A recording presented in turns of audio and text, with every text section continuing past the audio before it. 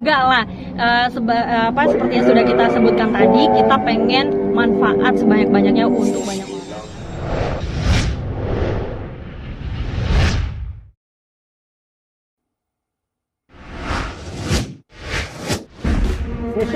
Alhamdulillah pemirsa sekalian, kita udah sampai di rooftop kebunnya pesantren Darul Mansur.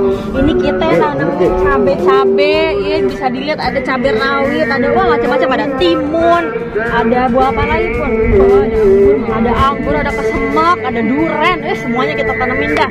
Ini kenapa kita tanemin pohon cabe? Karena cabe mahal.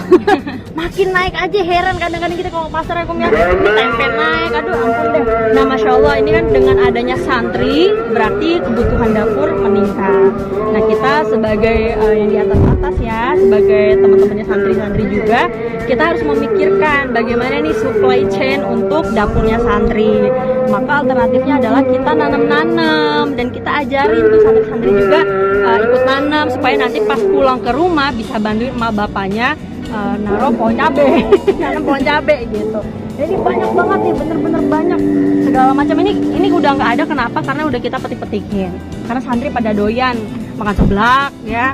Jadi udah banyak banget yang namanya cabai rawit. Berarti bikin sendiri, ngambil bahannya dari ambil bahan sendiri, bener-bener fresh, kita masak sendiri, dapurnya ya santri gak ada yang kerjain, dia sendiri yang masak. Jadi kita membebaskan santri, misalkan hari ini kamu mau masak apa, ya udah sok atau ambil cabainya sendiri, ambil pohonnya sendiri gitu ya, daun-daunnya, terus masak sendiri gitu.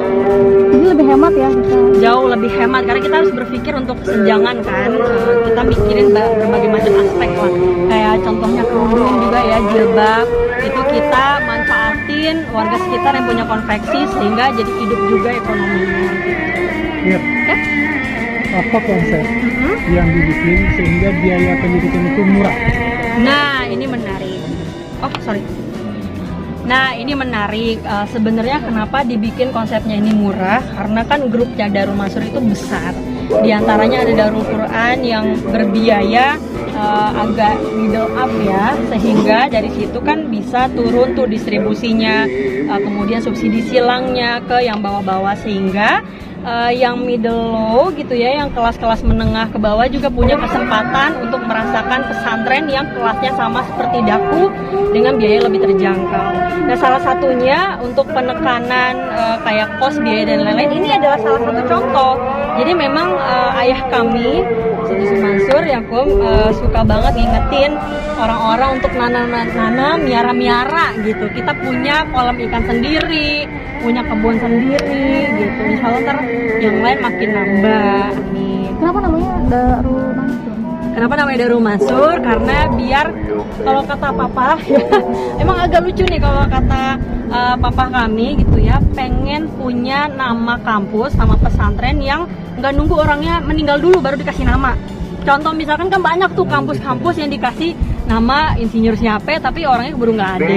Jadi pengen bikin legacy ketika papa masih hidup gitu ya. Jadi makanya namanya Darul Mansur, karena kita juga Mansur ya, keluarga Mansur, Wirda Mansur, Kumin Mansur, Pun Mansur, sampai yang terakhir Aisyah Mansur. Berarti biar lebih dikenal ya? Bukan lebih dikenal, harapannya bukan seperti itu, tapi ingin mempertahankan legacy sehingga ini menjadi cerita ke anak cucu gitu nantinya, bahwa nenek lo keren banget loh gitu. Pengennya sih gitu. Jadi kita memang saling mengapresiasi lah sesama keluarga, kayak kakak apresiasi ade apresiasi kakak. Jadi memang itu sudah menjadi kekentalan di keluarga kami seperti itu. Sejak kapan sih Darul Mansur ini?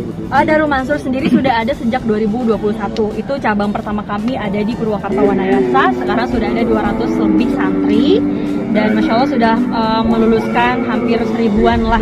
Itu karena itu udah lanjut gelombang-gelombang kan. Dan alhamdulillah ini yang kedua ya Kum ya, yang kedua ini di Tangerang. Apakah ini termasuk proyek dinasti? Wah, wah ini Masya Allah ya, enggak lah.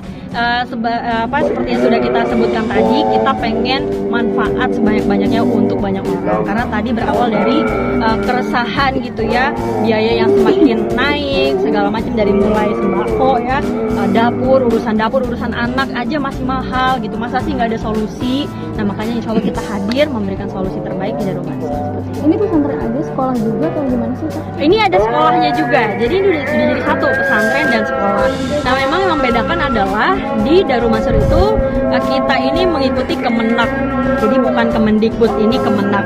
Ya nantinya setiap santri tetap akan dapat ijazah dan ijazahnya diakui oleh negara karena memang dari negara itu sendiri dan bisa dipakai untuk masuk ke perguruan tinggi. Gitu. Apa beda sama Darul Quran? Dari segi bedanya juga yang pertama, kalau Darul Quran itu mengikuti Kemendikbud, kita Kemenak. Kemudian yang kedua dari biaya itu jauh banget. Di Darul Quran itu kan sampai up to 30 juta. Nah ini kita cuma 4 jutaan aja, jadi kelasnya tentu jauh banget dengan sekelas Dapu secara fasilitasnya. Untuk pengajar-pengajaran dari Alhamdulillah kita full support dari Dapu juga karena kebetulan kita punya guru-guru yang luar biasa hebat dari Timur Tengah juga dan dari berbagai macam belahan dunia. Di antaranya memang kita spesialis Quran sehingga guru yang didatangkan pun guru-guru bersanad yang langsung kepada Rasulullah SAW yang memang kredibel untuk mengajarkan anak-anak nanti. Berarti kalau Pertanyaan ini terakhir ya. sini juga Gimana, sorry? ngabdi di sini gitu ya. Maksudnya Oh iya benar. Jadi alhamdulillah aku sekarang banyak ngabdi di pesantren Darul Mansur. Kalau sebelumnya banyak warawiri gitu kan, macam-macam deh, konten terus kita punya kosmetik kita punya travel dan alhamdulillah sekarang insya Allah aku mau ngabdi di pesantren. Dan dibalik nih, kalau dulu pesantren itu sampingan, sekarang yang lain sampingan, pesantren adalah utama. Bisa menjadi penerus ke depan kesiapannya. Oh iya, insya Allah sebagai anak pastinya kita menghargai kerja keras ayah ya, orang tua kami, dan ini kan lahir karena doa-doa orang tua, makanya insya Allah lah kita sebisa mungkin mempertahankan dan terus bermanfaat bagi orang.